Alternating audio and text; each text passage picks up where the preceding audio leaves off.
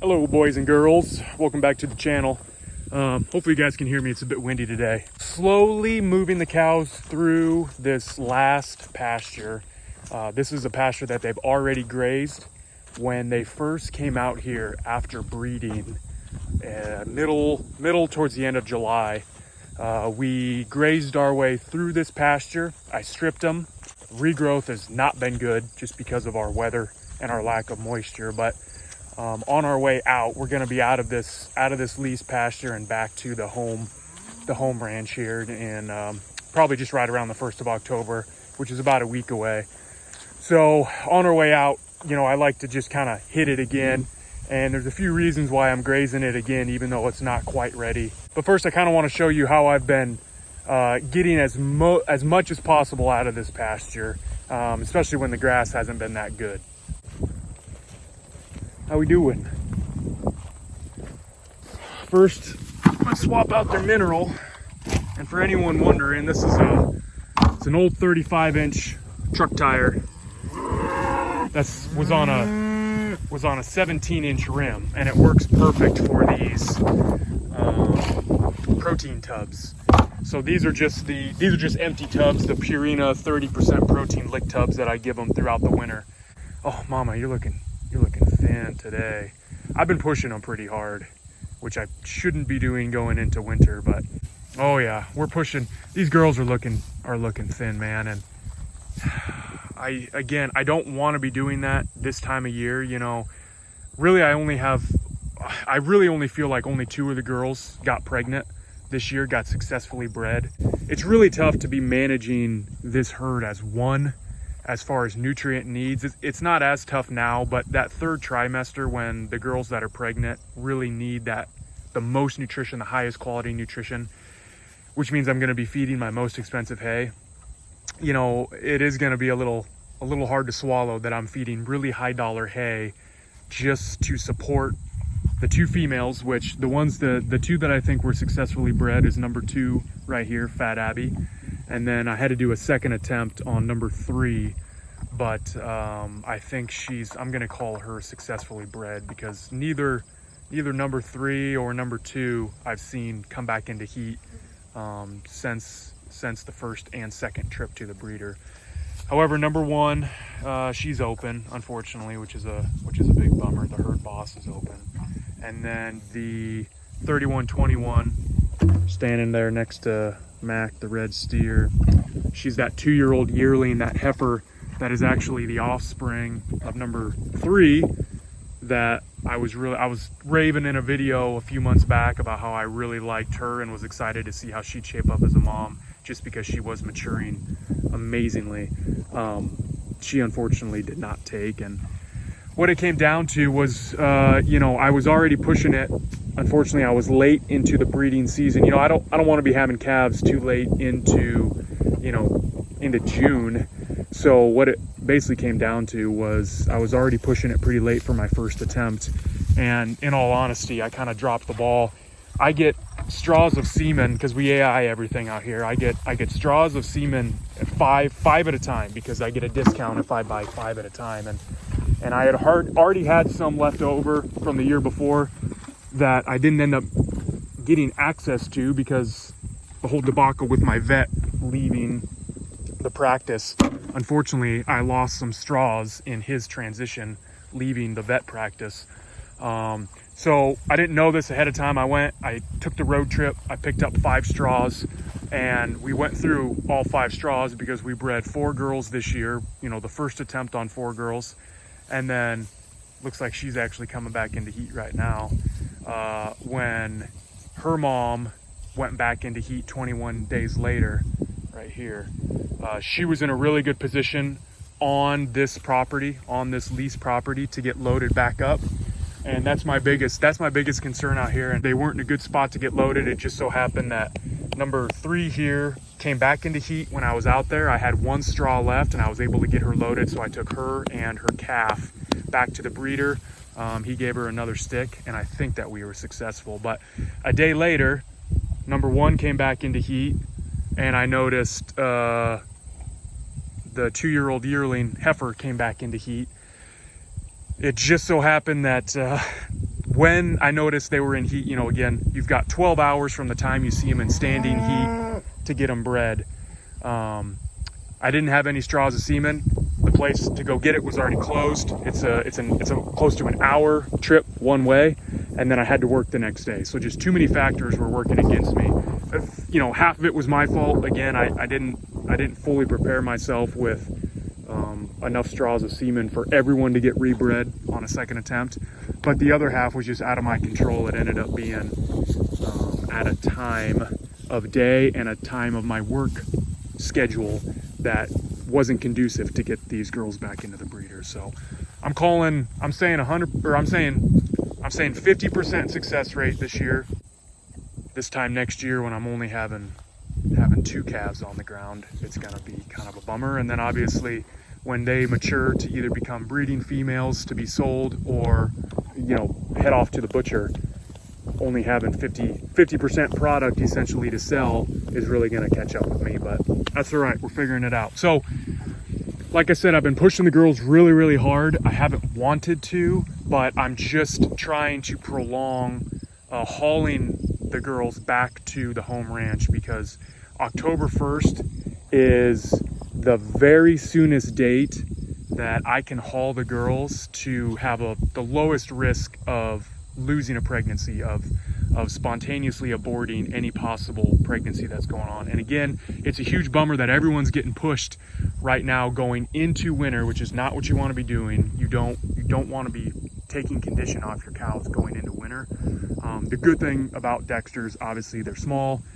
They can actually put on some size with grass. They can put on some condition with grass. It's not going to take a whole lot of feed. So I really think that all of the super high quality pasture and grazing that they're going to have back on the home ranch before it actually really does get cold, you know, before mid-December, I really do think they're going to get this condition put back on. But you don't want to be hauling your females within, I mean, 45 days is the earliest. Okay, let me start over. And I'm sorry, I'm coming at you guys with a bunch of information right now. So when the girls are first bred, ideally you've got 24 hours to haul them, 48 hours max. You really don't want to be hauling those girls after AI, 48 hours after AI. Ideally, you should be doing it 24 hours after insemination. Again, this is just to keep their stress level down, to keep them, you know, settled, and to really give you the highest chance of conception. So on top of that, from that 24 to 48 hour window, you really should not be hauling, if they were successfully bred, you really should not be hauling earliest 45 days from that time. Ideally, you want to wait 60 days. And a lot of this is coming out of publications, and I was talking to the breeder about this, but a lot of this is coming out of publications that are talking about, you know, very long trips, very long hauling trips. Maybe even you're selling your females, right? So now they're heading to a brand new place. Maybe they're taken to the sale barn. They're grouped in with brand new females and brand new males that they've, you know, steers that they've never met before. They're ending up in brand new places. So, you know, just taking them essentially 10 minutes up my road or down my road to go from lease pasture to home pasture might not be that big of a deal. They've done it enough that they might know what's going on. Their stress level might be low enough that they're not going to throw a calf, but I just don't want to take that risk. So this is a very long way of me telling you that I have been buying time out here on this lease pasture because I needed to wait at the very least to 45 days. And October 1st puts me at 45 days for number 3, because again, she got rebred, and it puts me at about 60 days for number 2. So if both those girls had gotten bred successfully on the first attempt, like number 2 did, I'd be at 60 days, October 1st. I definitely could have been hauling them, you know, a week or 2 ago. Again, 45 days is kind of your minimum. I'd rather wait 60, but at the same time, we're running out of grass out here. So to give her 45 days, we had to wait for October 1st. Old fat Abby here is going to be on 60 days, which is good. So one thing I've been doing to try and prolong my grazing is putting them in an area that they have not grazed yet and required a little bit of temporary fencing. So I'll take you up there now. I'll show you what we got. Come on, girls. Hey, girls. And the good thing about this area is because it used to be mowed, kind of like that last video I showed where the cows were going up to the corral system and the barn system that the landowner has. This used to be lawn mowed. So a lot of clover, a lot of really short grass, a lot of super palatable stuff. The cows are absolutely loving it, but there's not a ton of it, and I'm basically just giving them little chunks as we go. So as you can see, I've had to put up temporary fence. This is, for some reason, the landowner before the current landowner had this alleyway ahead of me. Not quite sure why he ran this lane all the way down his entire property. But the reason why I have not been grazing this before is because this fence is junk. There's plenty of places for especially calves to get out. And if they were to disappear out there, I'd have some really unhappy neighbors and it'd be really tough to get the cows back in here. So this works. You know, I just put up a little temporary 2-strand in front of the barbed wire in the areas that were the worst. And then I had to make some patches in the fence with like hog panels, like you see here. Putting up some hog panels in some really bad patches, but it works for what I'm doing. And that again is just giving them little chunks every day about this time, which is, it's about 1 o'clock in the afternoon, you know, just to capture that high bricks, that really high sugar. And that's just helping to prolong our time out here. So you can see it's quite a difference. This is obviously what they had the last couple days, and we're at a nice little chunk here. So I'm gonna get this open to you, or to them. I'll be right back. Okay, now we got some happy cows. So like I said, I've been doing this once a day, and that's mostly because, you know, y'all know normally I move the cows twice a day, but the amount of clover that's been in this strip is enough to the point that if I were to be moving them twice a day, early morning, so it's obviously a lot of red clover, and red clover does not have the bloat risk as much as white clover does. You know, you pump a monoculture of white clover into your cows, and there's a really good chance that they're going to bloat. Now, they can still do that on red clover, but it's far less of a risk on red clover. Where those chances do increase is when you have wet clover. So, you know, we're in that time of year, like I said, we're getting ready to head into October, where it's extremely dewy, extremely moist. There's a ton of liquid on the ground on all of these forages, really until about 9-10 in the morning, until the sun can burn it all off. So I've been electing not to move them twice a day, simply because I didn't want to put them out here in the morning on something like this when this red clover is really, really wet, just to keep my risk of bloat down. So yeah, really, really good stuff. So not only, like I said, is this just a nice way to prolong our time out here and to get even more grazing days out of this last little bit of pasture before they head back to the home ranch for the winter, but it's such good quality stuff. And by waiting until that you know, noon, 1, 2, 3 o'clock in the afternoon time frame, this stuff is just packed with sugar. The bricks is super high. It's been capturing just a ton of sunlight. It's the same concept, like, you know, when you mow hay, when you go to make hay, you should be doing that in that early afternoon, because you're essentially capturing that increase in sugar, that increase in nutrients, and locking it into the grass blade or the plant, whatever you're mowing, locking it into that as you sever that plant. So the same thing's happening right now. The cows are essentially harvesting, you know, all of this feed, and they're getting it when it's at its most nutritious. Plus, I feel like, you know, in the morning, they can kind of play around in that pasture. They can pick at whatever's left. They can be unhappy. And by coming out here, you know, noon, 1, 2 o'clock in the afternoon, and letting them on here, they'll spend about an hour. They'll get super full. They'll be super content. They'll be super happy. And then it seems like it just makes their afternoon go by a little bit better when they eat all this up, and then they have to go back out to that kind of old junky empty pasture. So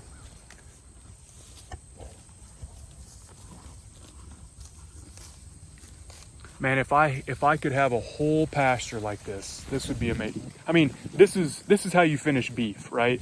Like take our yearling steer here. He's one of the animals that's going to be processed about this time next year. I'm obviously trying to pack as much weight and fat onto him as possible with essentially grasses and forages, to try and get, you know, some fatty marbled beef from grass. So man, if I had entire pastures that was just this lush and this rich, and you know, all this clover and a bunch of alfalfa and maybe some you know, some summer annuals or summer perennials that really pack on the pounds, this is what it takes to finish beef. None of this fence is electrified either, by the way. So, you know, the brake fence that's stopping them from continuing down the alley to more clover-rich forages, or the, you know, what you're seeing over here, the perimeter fence patching that I did. I don't have any of that hooked up to power. Again, the electric wire at this point is more of a psychological barrier for the cows.